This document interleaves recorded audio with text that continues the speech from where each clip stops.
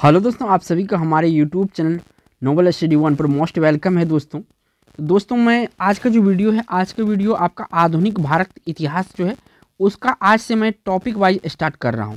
इसमें जो है कि सारे टॉपिक आपका मॉडर्न हिस्ट्री यानी आधुनिक भारत से कवर किया जाएगा दोस्तों। ठीक है, यहाँ पे जिससे मैंने यहाँ पे पूरा ओवरव्यू दे दिया हूँ, ये देख लीजिए ओवरव्यू। पहला जो वीडियो होगा आधुनिक भारत का सभी टॉपिक का निचोड़ होगा। इसमें टोटल 80 क्वेश्चन होंगे और ये क्वेश्चन जो है पूछे हुए होंगे एग्जाम में, किसी न किसी एग्जाम में ये क्वेश्चन क्या हुआ है, पूछा हुआ। तो रिपीटेड क्वेश्चन कर लीजिएगा इसको, रिपीटेड क्वेश्चन। ठीक है, इसके बाद जो दूसरा आएगा, दूसरा वीडियो जो आएगा सामाजिक आंदोलन होगा, काफ़ी महत्वपूर्ण है दोस्तों। उसके बाद आएगा गांधी युग, ये भी काफ़ी महत्वपूर्ण है। ब्रिटिश सत्ता का विस्तार, ये भी वीडियो आएगा। इसके बाद स्वतंत्रता आंदोलन, ये भी काफ़ी महत्वपूर्ण है। ब्रिटिश शासन और किसान मजदूर। 1 2 3 4 5 6 7 टोटल यहाँ पे 7 टॉपिक पे वीडियो देंगे दोस्तों। और एग्जाम में सारे का सारे क्वेश्चन इसी वीडियो से आया, क्योंकि मैं यहाँ पे आपको टॉपिक वाइज जो लूसेंट है, जैसे मैंने लास्ट में करवाया था क्या, बायोलॉजी करवाया हूँ, उससे पहले क्या करवाया था, प्राचीन भारत करा, तो ये आपका आधुनिक भारत है। ठीक है ना दोस्तों, तो इतना टॉपिक करवाएंगे। तो चलिए आज का वीडियो करते हैं स्टार्ट। तो दोस्तों आज का वीडियो है आधुनिक भारत का, ये पार्ट 1 है, मॉडर्न हिस्ट्री इसको कहते हैं इंग्लिश में, और चैप्टर वाइज करवाएंगे आधुनिक भारत का इतिहास। ठीक है, रेफरेंस बुक जो है आपका लूसेंट बुक है, इसी से करवा रहे हैं दोस्तों, और काफ़ी महत्वपूर्ण बुक होता है। अगर आपको अच्छी तैयारी करना है कम समय में तो ये बेस्ट बुक होता है। ठीक है, यहाँ पर टोटल जो मैं 80 क्वेश्चन कवर करूँगा, और ये आपका रिपीटेड श्रेणी का क्वेश्चन है, बार बार एग्जाम में पूछे गए क्वेश्चन है।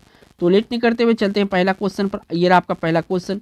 यहाँ से पूछा गया है कि इंडियन अनरेस्ट का लेखक कौन है, इंडियन अनरेस्ट का लेखक कौन है इनमें से। तो देखिए इंडियन अनरेस्ट का जो लेखक है ये है आपका वैलेंटाइन सिरोल। कौन है, वैलेंटाइन सिरोल है। यहाँ से आपको बी ऑप्शन सही है, काफ़ी महत्वपूर्ण क्वेश्चन है, ये सारे क्वेश्चन रिपीटेड है। चलिए अगला क्वेश्चन पर आ जाइए। अगला क्वेश्चन मैं थोड़ा सा छोटा कर लेता हूँ क्योंकि पीडीएफ में यहाँ पे पूरा दिखाई नहीं देगा आपको। पूछा है गांधी जी ने कहा था कि उनकी सबसे गहन धारणाएं अनटू दिस लास्ट नामक पुस्तक में प्रतिबिंब होती है, और इस पुस्तक ने उनके जीवन को बदल डाला। इस पुस्तक का वह संदेश क्या था जिसने महात्मा गांधी को बदल डाला। तो इनमें क्या ऐसा संदेश था जो कि महात्मा गांधी को बदल डाला दोस्तों। तो यहाँ पे 4 ऑप्शन है, इन्हीं में से आपका राइट आंसर होगा। देखिए, व्यक्ति का जीवन सबके कल्याण में निहित, ये क्या था, महात्मा गांधी को बिल्कुल बदल दिया था। ठीक है, आगे बढ़ते हैं अगला क्वेश्चन पर दोस्तों। तो अगला क्वेश्चन ये आपका 3 नंबर का, ये आपका 3 नंबर का काफ़ी महत्वपूर्ण क्वेश्चन है। ये क्वेश्चन पूछा गया है कि आनंद मठ के लेखक कौन है। यहाँ पे जो आनंद मठ के लेखक है ये कौन है। तो आनंद मठ के जो लेखक है दोस्तों यहाँ पे ये है आपका बंकिम चंद्र चटर्जी। बंकिम चंद्र चटर्जी के द्वारा लिखा गया था आनंद मठ, और इन्हीं से लिया गया है वंदे मातरम, जो राष्ट्रीय गीत है वो यहीं से लिया गया है। ठीक है, चलिए अगला क्वेश्चन पर आ जाइए। अगला क्वेश्चन ये आपका 4 नंबर का। यहाँ से पूछा गया है कि भारत में प्रथम 3 विश्वविद्यालय कलकत्ता, मद्रास, मुंबई की स्थापना किस वर्ष हुई थी। काफ़ी महत्वपूर्ण क्वेश्चन, किस वर्ष हुई थी आपको बताना है। ठीक है, तो ये जो वर्ष में हुई थी ये था दोस्तों आपका कौन सा, ये वर्ष था 1857। कौन सा वर्ष था, 1857 वर्ष था। इस क्वेश्चन का यहाँ से सी ऑप्शन यहाँ पे सही है। चलिए अगला क्वेश्चन पर चलिए। अगला क्वेश्चन ये रहा दोस्तों, और इसमें पूछा गया है कि भूदान आंदोलन किसने प्रारंभ किया था। जो भूदान आंदोलन है किसने प्रारंभ किया था, तो भूदान आंदोलन जो है विनोबा भावे प्रारंभ किया था। किसने प्रारंभ किया था, विनोबा भावे प्रारंभ किया था। अगर दोस्त आप लोग चाहते हैं कि आपका जो तैयारी है वो टॉपिक वाइज हो, टॉपिक वाइज से करने से ये खासियत है आपका कोई भी क्वेश्चन जो है कि एग्जाम में नहीं छूटेगा, क्योंकि आजकल का जो क्वेश्चन है एक चैप्टर से कोई नहीं दिया जाता, हर एक चैप्टर से 1 या 2 क्वेश्चन किया जाता है। तो आपका हर एक टॉपिक अगर कंप्लीट करना है तो इस चैनल को आप सब्सक्राइब करके बेल आइकन प्रेस कर ले। बेल आइकन प्रेस करना बहुत जरूरी है, क्योंकि दोस्तों यहाँ से आपको हर वीडियो हर पार्ट का नोटिफिकेशन जाएगा। बढ़ते हैं आपका 6 नंबर क्वेश्चन पर। तो 6 नंबर क्वेश्चन ये रहा दोस्तों, और यहाँ से पूछा गया है 6 नंबर में कि निम्नलिखित में से कौन सा एक इतिहास के विषय में कार्ल मार्क्स के दृष्टिकोण का संक्षिप्त वर्णन करता है। तो कार्ल मार्क्स के विषय में संक्षिप्त वर्णन इनमें से कौन सा करता है। तो इतिहास का शोषक और शोषित वर्गों के बीच संघर्ष का सिलसिला, ये इतिहास जो कार्ल मार्क्स का दृष्टिकोण है इसका संक्षिप्त वर्णन करता है। इतिहास शोषक और शोषित वर्गों के बीच संघर्ष का सिलसिला है, ये कार्ल मार्क्स के इतिहास का ये मूल मंत्र था। चलिए अगला क्वेश्चन पर आ जाइए। अगला क्वेश्चन ये रहा दोस्तों 7 नंबर का। यहाँ से पूछा गया है लाइफ डिवाइन पुस्तक के लेखक कौन है? लाइफ डिवाइन पुस्तक के लेखक कौन है? तो इसके जो पुस्तक के लेखक है ये है दोस्तों अरविंद घोष। कौन लेखक है? अरविंद घोष है। यहाँ से आपका बी ऑप्शन इस क्वेश्चन का राइट का आंसर है। कौन सा? बी ऑप्शन इस क्वेश्चन का राइट आंसर है, अरविंद घोष इसके लेखक है। चलिए अगला क्वेश्चन पर आइए प्यारे दोस्तों, आपको कहीं जाना नहीं है, ये पूरा वीडियो देख के जाना, क्योंकि ये वीडियो आपका छूट गया तो फिर ऐसा क्वेश्चन कवर नहीं हो पाएगा। गोल्डन ग्रेस हॉल्ट नामक कविता संग्रह की रचयिता निम्नलिखित में से कौन है? गोल्डन ग्रेस हॉल्ट नामक कविता संग्रह के रचयिता कौन है? तो इसके रचयिता है सरोजिनी नायडू जी। कौन है? सरोजिनी नायडू जी है। इनकी भारत का जो है इसे नाइटिंगेल कहा गया था। ए ऑप्शन इस क्वेश्चन का राइट आंसर है। चलिए अगला क्वेश्चन पर आ जाइए। अगला क्वेश्चन ये रहा आपका 9 नंबर का, और यहाँ से पूछा गया है कि बंगाल के एशियाटिक सोसाइटी 1784 में स्थापित किया, इसके प्रवर्तक कौन थे? बंगाल की एशियाटिक सोसाइटी 1784 में स्थापित के प्रवर्तक कौन थे? तो इसके जो प्रवर्तक थे दोस्तों ये थे आपका सर विलियम जोन्स। कौन थे? सर विलियम जोन्स इसके प्रवर्तक थे, यानी कि डी ऑप्शन इस क्वेश्चन का राइट आंसर है। चलिए अगला क्वेश्चन पर आइए प्यारे दोस्तों। अगला क्वेश्चन ये आपका 10 नंबर का, यहाँ से पूछा गया है कि निम्नलिखित में से कौन सा एक जर्नल अबुल कलाम आज़ाद द्वारा प्रकाशित है? इसमें से कौन सा जर्नल है जो कि अबुल कलाम आज़ाद द्वारा प्रकाशित है?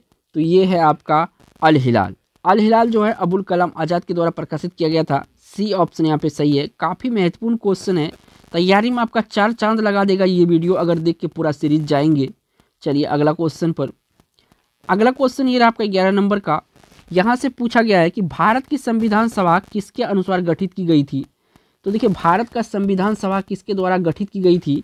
कैबिनेट मिशन योजना के तहत। किसके तहत? कैबिनेट मिशन योजना के तहत जो भारतीय संविधान सभा का गठन की गई थी। डी ऑप्शन यहाँ पे सही हो जाएगा। अगला क्वेश्चन पर चलिए। अगला क्वेश्चन पर ये रहा प्यारे दोस्तों 12 नंबर का, पूछा जा रहा है कि निम्नलिखित में से किसने सुबह ही आज़ादी नामक पुस्तक कविता लिखी थी? काफ़ी VVI क्वेश्चन है। सुबह आज़ादी ये पुस्तक किसने लिखी थी कविता? तो ये लिखा गया था दोस्तों फैज़ अहमद फैज़ के द्वारा। किसके द्वारा? फैज़ अहमद फैज़ के द्वारा। डी ऑप्शन यहाँ पे सही है। चलिए अगला क्वेश्चन पर आइए। अगला क्वेश्चन ये रहा आपका 13 नंबर का, यहाँ से पूछा गया है कि प्रथम भारत नोबेल पुरस्कार विजेता थे। तो देखिए प्रथम भारतीय नोबेल पुरस्कार विजेता थे रविंद्रनाथ टैगोर, और 1913 में मिला था इनको। किस पुस्तक के? गीतांजलि के ऊपर मिला था। डी ऑप्शन इस क्वेश्चन का राइट आंसर है। चलिए अगला क्वेश्चन पर आ जाइए। अगला क्वेश्चन ये आपका 14 नंबर का, यहाँ से पूछा गया है लॉर्ड मैकाले संबंधित है। काफ़ी महत्वपूर्ण क्वेश्चन है। लॉर्ड मैकाले संबंधित है। तो लॉर्ड मैकाले जो था अंग्रेजी शिक्षा का इन्होंने भारत में महत्वपूर्ण योगदान दिया था। ए ऑप्शन इस क्वेश्चन का राइट आंसर हो जाएगा। कौन सा? A option. चलिए अगला क्वेश्चन पर आ जाइए। अगला क्वेश्चन ये आपका 15 नंबर का, यहाँ से पूछा गया है कि हमारा राष्ट्रीय गीत वंदे मातरम कहाँ से संकलित है? तो देखिए वंदे मातरम जो है आनंदमठ से लिया गया है और बंकिम चंद्र चटर्जी के द्वारा ये लिखा गया है। ठीक है ना? बी ऑप्शन यहाँ पे इस क्वेश्चन में राइट आंसर हो जाएगा। चलिए अगला क्वेश्चन पर आ जाइए। अगला क्वेश्चन थोड़ा सा मैं छोटा करता हूँ। क्वेश्चन देखिए थोड़ा बड़ा है लेकिन बहुत ही इम्पोर्टेंट है।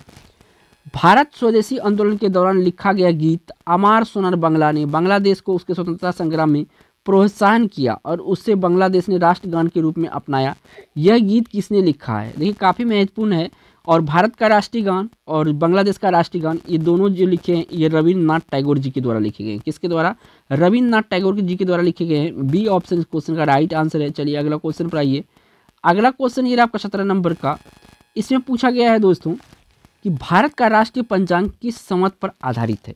भारत का राष्ट्रीय पंचांग किस संवत पर आधारित है? तो ये आपका शक संवत पर आधारित है। याद रखिए, आपको याद रखना है शक संवत। कौन सा? शक संवत याद रखना है, क्योंकि इंपॉर्टेंट क्वेश्चन है ये। मैं इसलिए लिख रहा हूँ ताकि आपका माइंड जो है एक इमेज बना ले, क्योंकि इस तरह के क्वेश्चन जो है एग्जाम में छूटना नहीं चाहिए। चलिए अगला क्वेश्चन पर आ जाइए। अगला क्वेश्चन ये रहा आपका 18 नंबर का, यहाँ से पूछा गया है कि निम्नलिखित में से किसने सोम प्रकाश नामक समाचार पत्र शुरू किया था? तो सोम प्रकाश समाचार पत्र जो शुरू किया था ईश्वर चंद्र विद्यासागर के द्वारा शुरू किया गया था। किसके द्वारा शुरू किया गया था? ईश्वर चंद्र विद्यासागर के द्वारा शुरू किया था। डी ऑप्शन यहाँ पे सही है। चलिए अगला क्वेश्चन पर आ जाइए दोस्तों। तो अगला क्वेश्चन ये रहा आपका 19 नंबर का, यहाँ से पूछा गया है कि दिल्ली में कांग्रेस केंद्रीय सचिवालय के उत्तरी और दक्षिणी खंडों का वास्तुविद कौन था, यानी वास्तुकार कौन था? तो देखिए सचिवालय का दक्षिणी और उत्तरी खंडों का जो वास्तुकार था, ये कौन था? तो ये था दोस्तों एडवर्ड लुटियंस। कौन था? एडवर्ड लुटियंस था। सी ऑप्शन यहाँ पे सही होगा, एडवर्ड लुटियंस इस क्वेश्चन का। चलिए अगला क्वेश्चन पर आ जाइए। अगला क्वेश्चन आपका 20 नंबर का है। यहाँ से पूछा गया है कि कांग्रेस के निम्नलिखित नेताओं में से कौन एक कैबिनेट मिशन योजना के पक्ष में पूरी तरह से था? कैबिनेट मिशन के पक्ष में पूरी तरह के साथ वो कांग्रेस का नेता था, तो वो नेता था सरदार पटेल। ठीक है, इसका पूरा नाम है सरदार वल्लभ भाई पटेल और ये गुजरात से बिलोंग करते थे। ये ऑप्शन इस क्वेश्चन में राइट आंसर है और ये भारत का प्रथम रक्षा मंत्री यानी गृह मंत्री भी था। चलिए अगला क्वेश्चन पर आ जाइए। अगला क्वेश्चन ये रहा है 21 नंबर का। यहाँ से पूछा गया है कि निम्नलिखित में से कौन सा कृति रविन्द्रनाथ टैगोर की नहीं है? तो देखिए रविन्द्रनाथ टैगोर की इनमें से कृति जो नहीं है वो आपको छांटना है। तो देखिए रविन्द्रनाथ टैगोर का कृति नहीं है। चलिए द कोर्ट डांसर क्या है? कोर्ट डांसर रविन्द्रनाथ टैगोर का। चित्रगंधा भी है, चित्रा भी है। यहाँ पे जो कपाल कुंडला है, कपाल, ये आपका बंकिम चंद्र चटर्जी के द्वारा ये लिखा गया है। ठीक है, तो याद रखिएगा। तो ऑप्शन यहाँ पे डी होगा, कपाल कुंडला बंकिम चटर्जी का है। अगला क्वेश्चन पर आइए। अगला क्वेश्चन ये रहा आपका 22 नंबर का। यहाँ से पूछा गया है दोस्तों, उस समय जब नेपोलियन की शक्ति के सामने यूरोप में साम्राज्य धराशायी हो रहे थे, तो किस एक गवर्नर जनरल ने भारत में ब्रिटिश पताका फहराया था? तो कौन सा गवर्नर, यहाँ पे नेपोलियन का शक्ति जो है यूरोप में धराशायी हो रहा था और भारत में गवर्नर जनरल जो था ब्रिटिश पताका फहराया था, ये कौन था? तो ये था दोस्तों आपका लॉर्ड वेलेस्ली। कौन था? लॉर्ड वेलेस्ली था। काफ़ी महत्वपूर्ण क्वेश्चन है क्योंकि इस वीडियो जो होता है पूरा निचोड़ है मॉडर्न हिस्ट्री का। चलिए अगला क्वेश्चन पर आ जाइए। अगला क्वेश्चन यहाँ पे पूछा गया है, किस गवर्नर के कार्यकाल के दौरान 1921 ईस्वी में कलकत्ता में विक्टोरिया मेमोरियल हॉल का निर्माण पूरा हुआ था? 1921 याद रखिएगा। इसमें जो आपका विक्टोरिया मेमोरियल हॉल है इसका निर्माण हुआ था और उसका किस गवर्नर का शासनकाल पूछा जा रहा है? तो गवर्नर का शासनकाल था आपका ये रीडिंग का। किसका था? रीडिंग का था। बी ऑप्शन इस क्वेश्चन का राइट आंसर होगा। चलिए अगला क्वेश्चन पर आइए प्यारे दोस्तों। अगला क्वेश्चन थोड़ा सा मैं छोटा कर देता हूं ताकि आपको वीडियो में पूरा ये PDF आ जाए। तो यहाँ पे पूछा है, इसका प्रस्ताव मई में आया, इसमें अभी भी भारत को विभाजन मुक्त करने की आकांक्षा थी, जिसका ब्रिटिश प्रांतों से मिलकर बने एक संघीय राज्य का स्वरूप होना था। उपयुक्त उद्धरण का संबंध है। तो उपयुक्त उद्धरण का संबंध किससे है इनमें से? तो ये है कैबिनेट मिशन से। किससे? कैबिनेट मिशन से। बी ऑप्शन यहाँ पे सही है। लेकिन जो इतिहास का जो क्वेश्चन होता है ना, पूछा हुआ होता है, यही एग्जाम में ये क्वेश्चन बीता हुआ है लेकिन पूछा जाता है एग्जाम में। अगला क्वेश्चन पर आ जाइए। अगला क्वेश्चन ये आपका 25 नंबर का। यहाँ पे पूछा गया है कि नई दिल्ली शहर के रूपांतरण में कौन शामिल था? नई दिल्ली का जो ये वास्तुकार था ये कौन था, सीधा सीधा पूछा जाए तो नई दिल्ली का शहर का रूपांतरण में जो था ये था आपका कौन? और एडवर्ड लुटियंस था और एडवर्ड बेकर था। याद रखिएगा दोनों का नाम। एडवर्ड, एक था एडवर्ड लुटियंस, दूसरा था एडवर्ड बेकर। ये दोनों मिलके दिल्ली का रूपांतरण किया था। सी ऑप्शन यहाँ पे सही है। चलिए अगला क्वेश्चन पर। तो अगला क्वेश्चन ये आपका 26 नंबर का।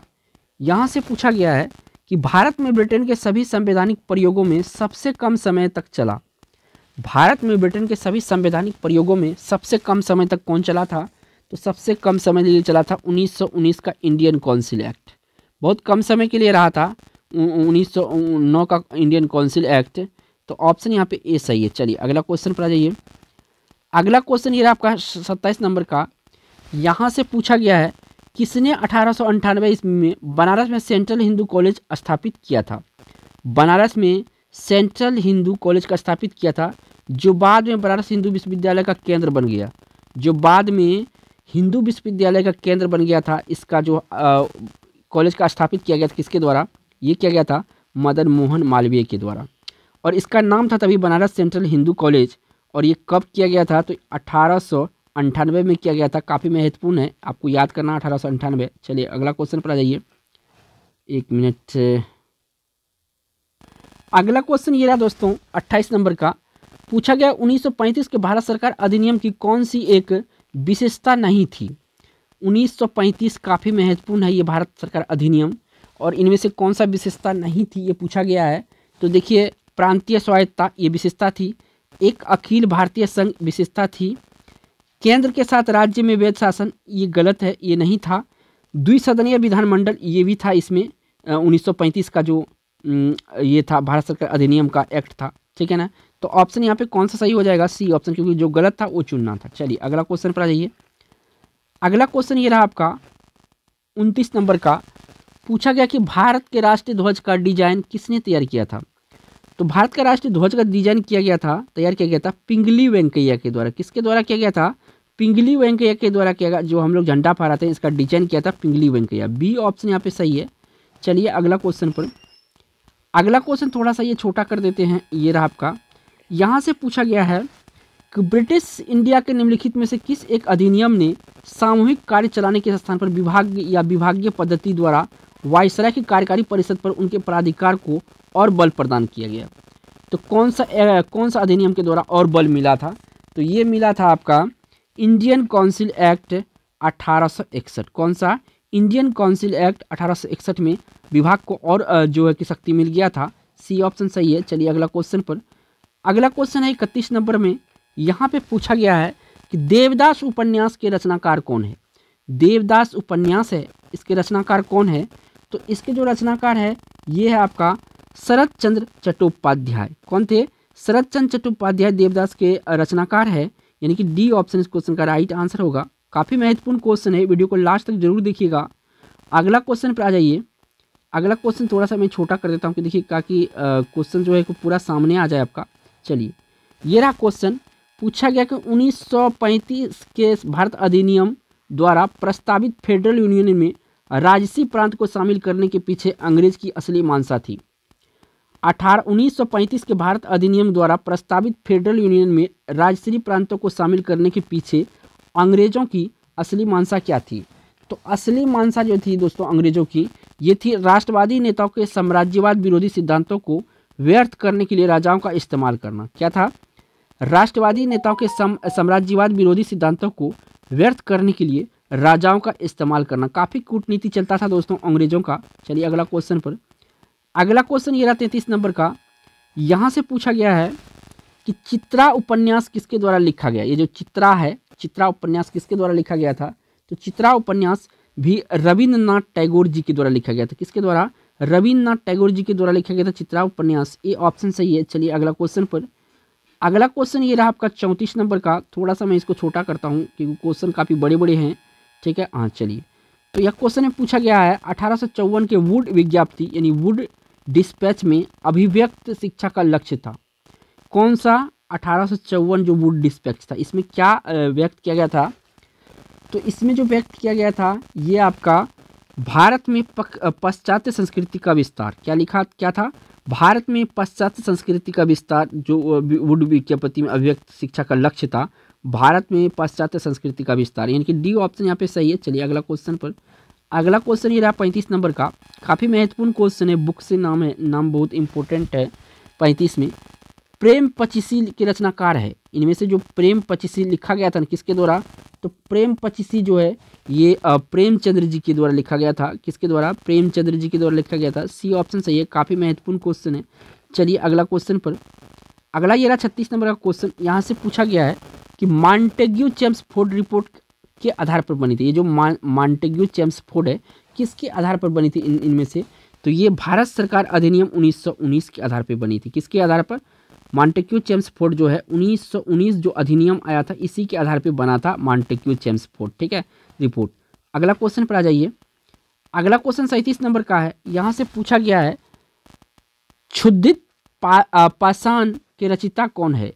हंगरी स्टोन यानी क्षुधित पाषाण जो है इनके रचयिता कौन है, तो इनके रचयिता है रविंद्रनाथ टैगोर जी। कौन है, रविंद्रनाथ टैगोर जी। काफ़ी कविता, काफ़ी उपन्यास वगैरह लिखे थे रविंद्रनाथ जी, तो याद रखिएगा इनके बारे में।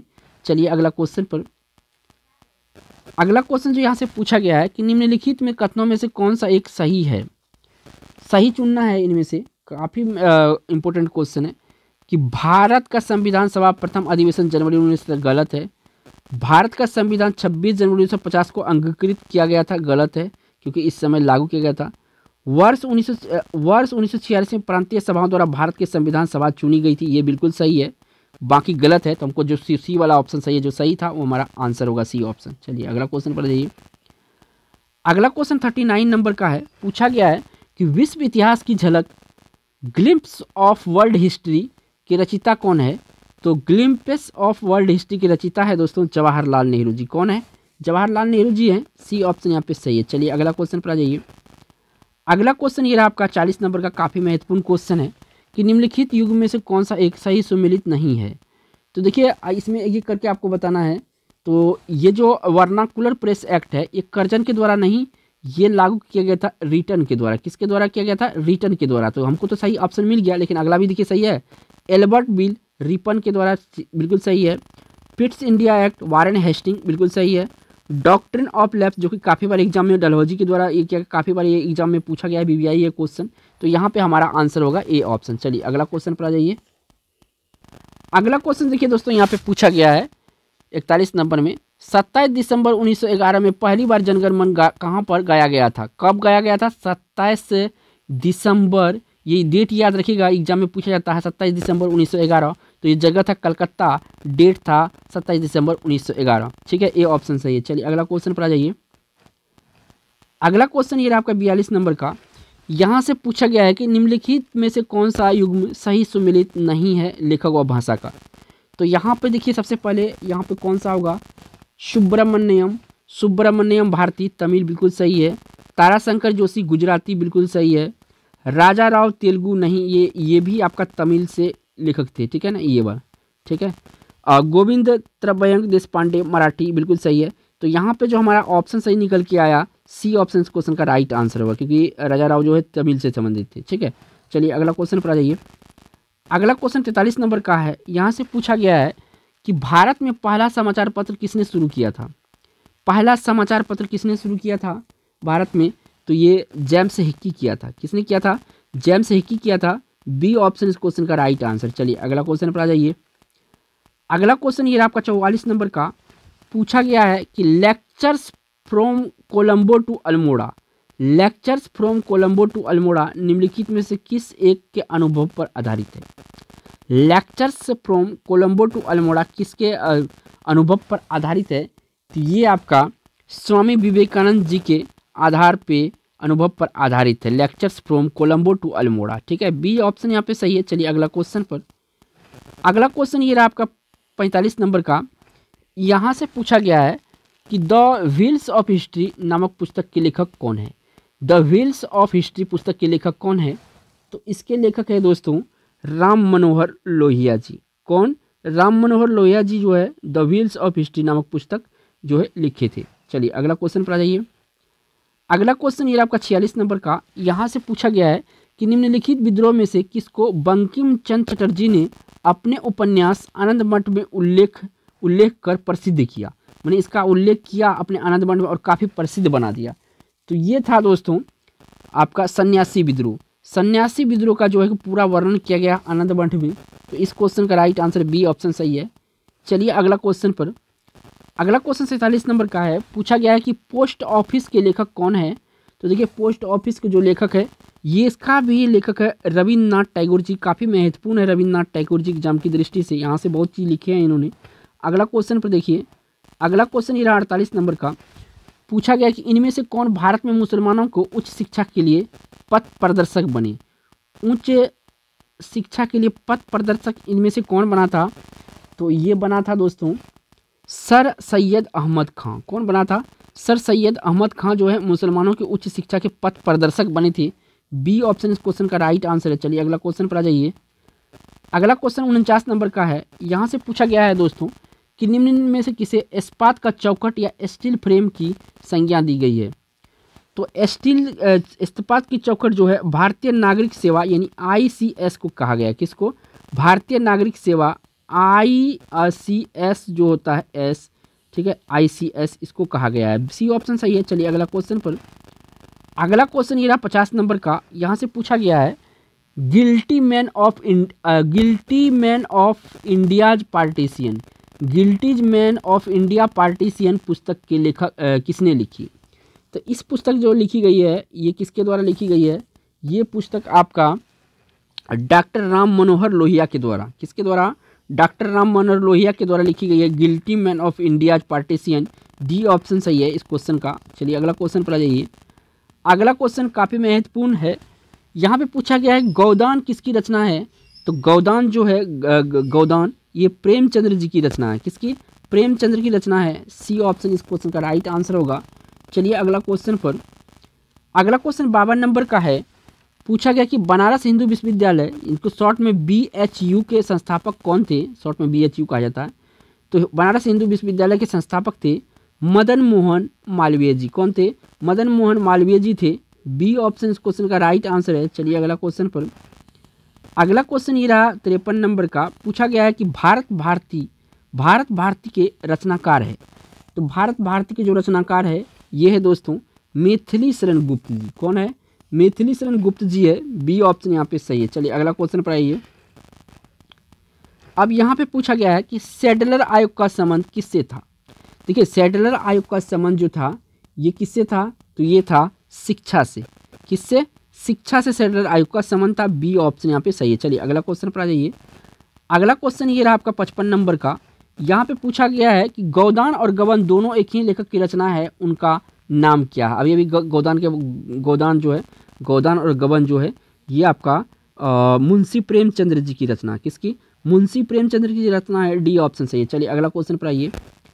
अगला क्वेश्चन ये रहा 56 नंबर का। इससे पूछा गया है कि खिलाफत आंदोलन का आरंभ किया गया था। खिलाफत आंदोलन का आरंभ किसके द्वारा किया गया था। तो खिलाफत आंदोलन का जो आरंभ किया गया था ये आपका अली बंधुओं के द्वारा। किसके द्वारा? अली बंधुओं के द्वारा इसका शुरुआत किया गया था। चलिए अगला क्वेश्चन पर आ जाइए। अगला क्वेश्चन 57 नंबर का है। यहाँ पे पूछा है कि स्वतंत्र भारत का अंतिम गवर्नर जनरल कौन था। यहाँ पे भारतीय नहीं लगाया, सिर्फ पूछा अंतिम गवर्नर जनरल कौन था स्वतंत्र भारत का। तो स्वतंत्र भारत का अंतिम गवर्नर जनरल जो था दोस्तों ये था सी राजगोपालचारी जी। कौन था? एक मिनट, हाँ, सी राजगोपालचारी जी जो था ये था अंतिम गवर्नर जनरल। ठीक है। अगला ये भारतीय था। सी ऑप्शन सही है। अगर विदेशी पूछे तो ये था कौन? Lord Mountbatten. ठीक है। चलिए अगला क्वेश्चन पर आ जाइए।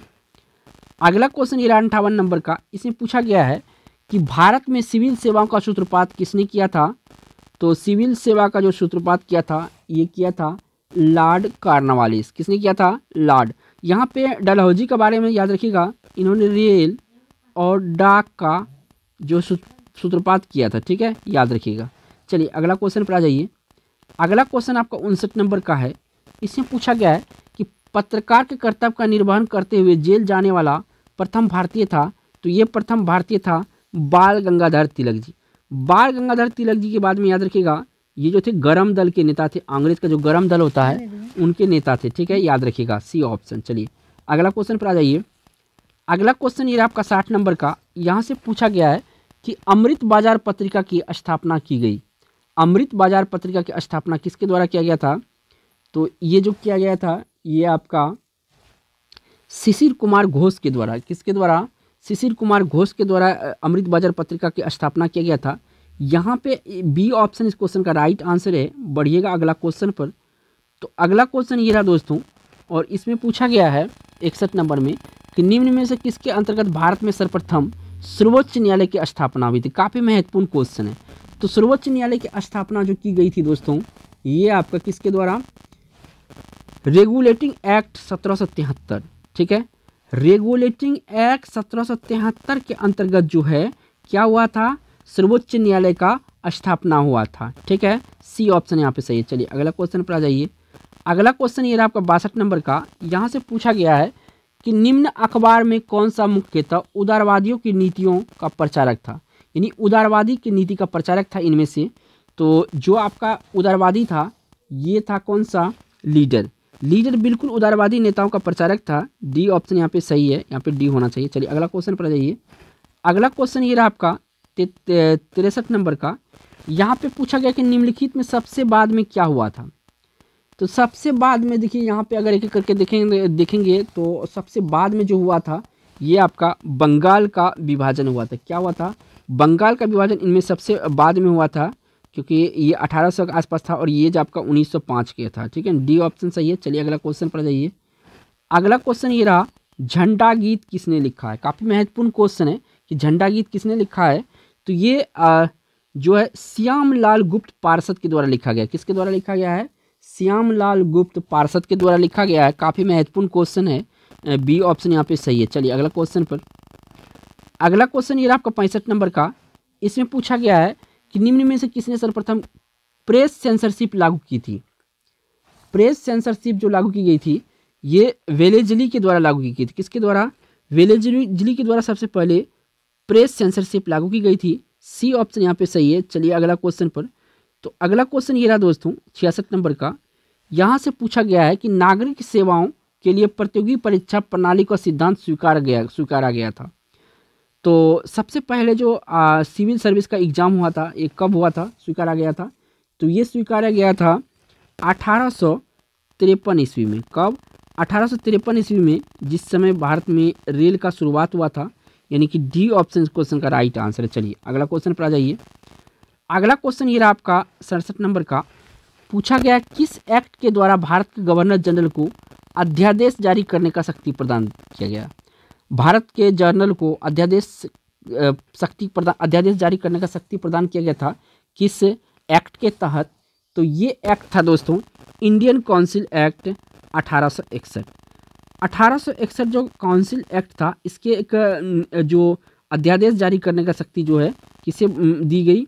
तो गवर्नर जनरल को दी गई। ठीक है, 1861 वाला एक्ट। ठीक है, याद रखिएगा। चलिए अगला क्वेश्चन पर जाइए।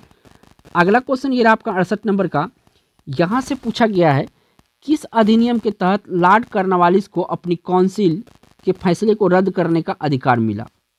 अब देखिए, लॉर्ड कॉर्नवालिस को एक अधिकार दिया गया जिसमें अपने जो काउंसिल उसका फैसला करता है उसको रद्द किया जाए। तो कौन सा एक्ट में ऐसा मिला था पावर? तो ये एक्ट है दोस्तों, कौन सा? ये एक्ट है 1786 वाला एक्ट। कौन सा? 1786 वाला एक्ट। काफ़ी महत्वपूर्ण क्वेश्चन है, एग्जाम में अक्सर कन्फ्यूज हो जाते हैं, तो याद रखिएगा इन क्वेश्चन का आंसर। चलिए अगला क्वेश्चन पर। अगला क्वेश्चन है 69 नंबर का। पूछा गया है कि हंटर कमीशन की रिपोर्ट में किसके विकास पर विशेष जोर दिया गया था? तो हंटर कमीशन जो है विकास पे बल दिया गया था। ये प्राथमिक शिक्षा यानी प्राइमरी जो एजुकेशन था इस पर काफ़ी जोर दिया गया था हंटर कमीशन की रिपोर्ट में। ठीक है, ए ऑप्शन यहाँ पे सही है। चलिए अगला क्वेश्चन पर। अगला क्वेश्चन ये आपका 57 नंबर का। काफ़ी महत्वपूर्ण क्वेश्चन है। पूछा गया है कि दुर्गेश नंदिनी के लेखक है। इसमें दुर्गेश नंदिनी का लेखक कौन है वो आपको बताना है क्वेश्चन में। तो दुर्गेश नंदिनी का जो लेखक है ये है आपका बंकिम चंद्र चटर्जी। कौन है? बंकिम चंद्र चटर्जी इसके लेखक हैं। बी ऑप्शन यहाँ पे सही है। चलिए दोस्तों बढ़िए धीरे धीरे अगला क्वेश्चन पर। अगला क्वेश्चन ये रहा आपका और इसमें पूछा गया है कि निम्नलिखित में से किस भाषा में द इंडियन ओपिनियन पत्र नहीं छपता था? पहले तो आपको छपना वाला में याद रखना कि कौन कौन में छपता था, कौन कौन में नहीं पहले छपने वाला याद रख लीजिए। तमिल में नहीं छपता था, उर्दू में छपता था, अंग्रेजी में छपता था, गुजराती में छपता था। तमिल में जो है इंडियन ओपिनियन नहीं छपता था। तो इस क्वेश्चन का राइट आंसर ए ऑप्शन यहीं पे सही है। ठीक है, चलिए अगला क्वेश्चन पर। अगला क्वेश्चन ये रहा 72 नंबर का। यहाँ से पूछा गया है कि भारतीय राजनीति में 1947 के बाद किस महिला ने सर्वाधिक योगदान दिया था? यहाँ पे पूछा है 1947 के बाद, यानी भारत राजनीति में 1947 के बाद किसने सबसे महत्वपूर्ण योगदान दिया था? तो ये दिया था अरुणा आसफ अली। किसने दिया था? अरुणा आसफ अली ने सबसे ज़्यादा योगदान दिया था 1947 के बाद। सी ऑप्शन सही है। चलिए अगला क्वेश्चन पर। अगला क्वेश्चन ये रहा 73 नंबर का। यहाँ से पूछा गया है स्वदेश वाहिनी के संपादक थे। स्वदेश वाहिनी के संपादक थे। तो स्वदेश वाहिनी के संपादक थे के रामाकृष्णन पिल्ले। कौन थे? के रामाकृष्णन पिल्ले जो थे स्वदेश वाहिनी के संपादक थे। ए ऑप्शन यहाँ पे सही है। चलिए अगला क्वेश्चन पर। अगला क्वेश्चन ये रहा आपका 74 नंबर का। यहाँ से पूछा गया वंदे भारत गीत लिखा गया था। वंदे मातरम।